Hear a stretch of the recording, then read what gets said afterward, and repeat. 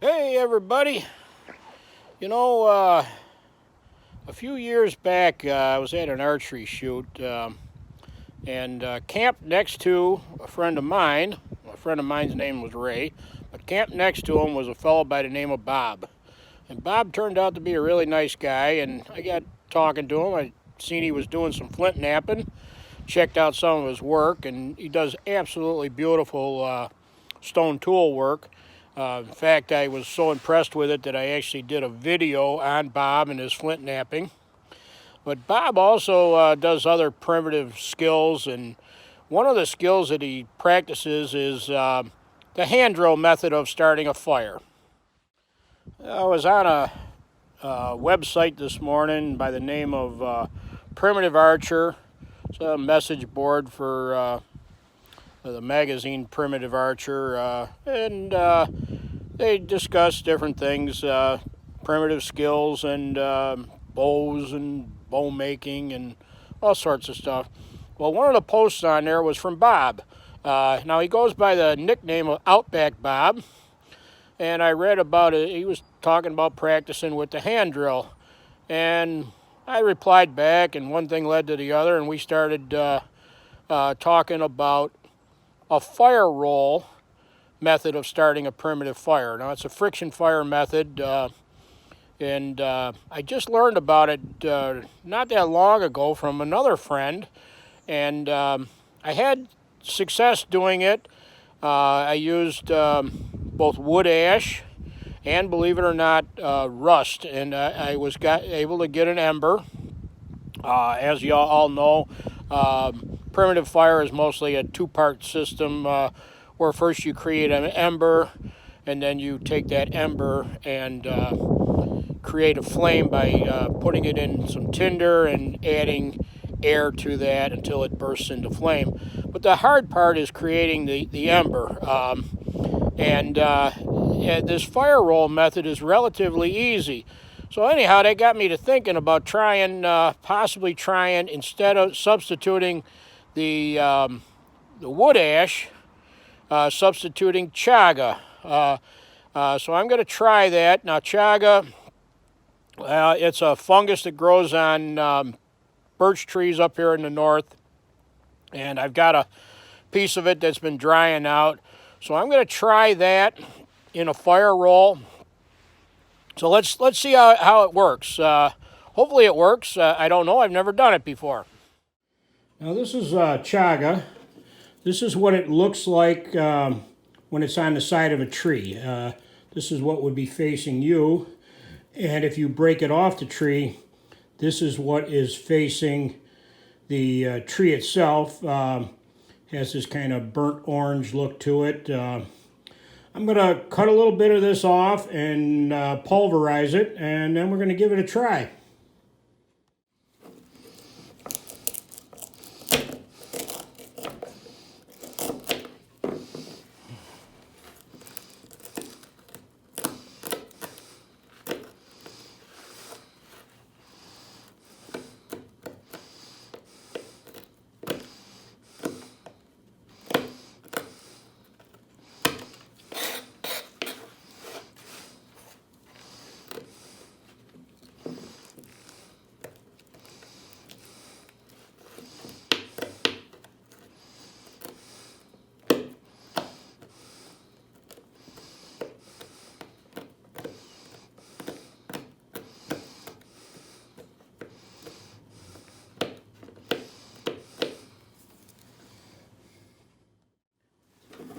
What actually seemed to work a little better was using the little knife blade on the Swiss Army knife and just kind of rubbing it back and forth. I got a much finer little pieces of chaga, and nowhere near the time that it would have taken me to cut up with just a knife blade. So that should be more than enough. That should be plenty for several fire rolls.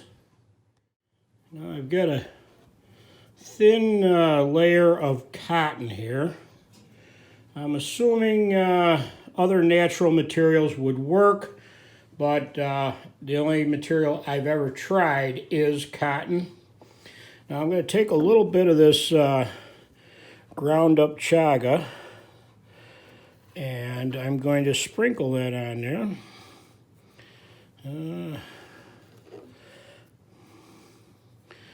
Maybe just a little more there.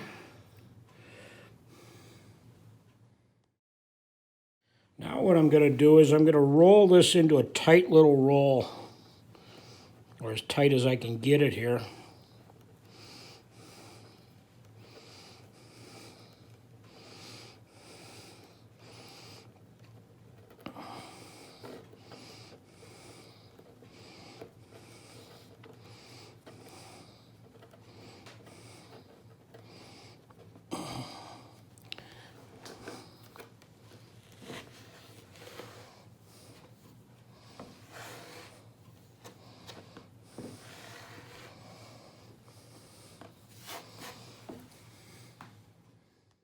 Next step is to compress this roll between a couple of boards here, and I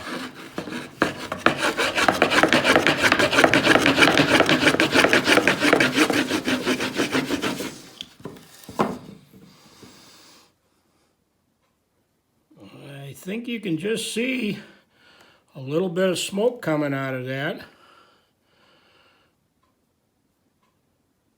Yeah, hopefully you can pick that up. So it looks to me like I have, yeah, it's getting a little more now.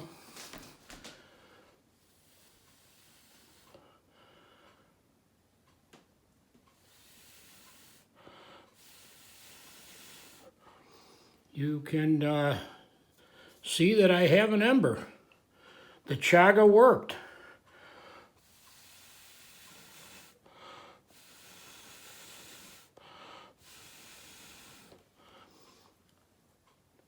Now the next step would be to transfer this to a tinder bundle, give it some more oxygen, and it would burst into flames, and then you could start your fire with that. But this, the getting the coal is really getting the ember is the difficult part of friction fire, and you can see this method works extremely well. You can see it.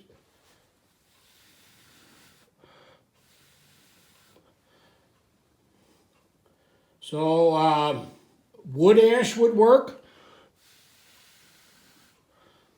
I did it with some rust scrapings. I had some old rusty tool that I scraped off some rust, and it worked with that. Chaga works. I'm sure there's other materials that would work also. So there you have it, the Chaga fire roll.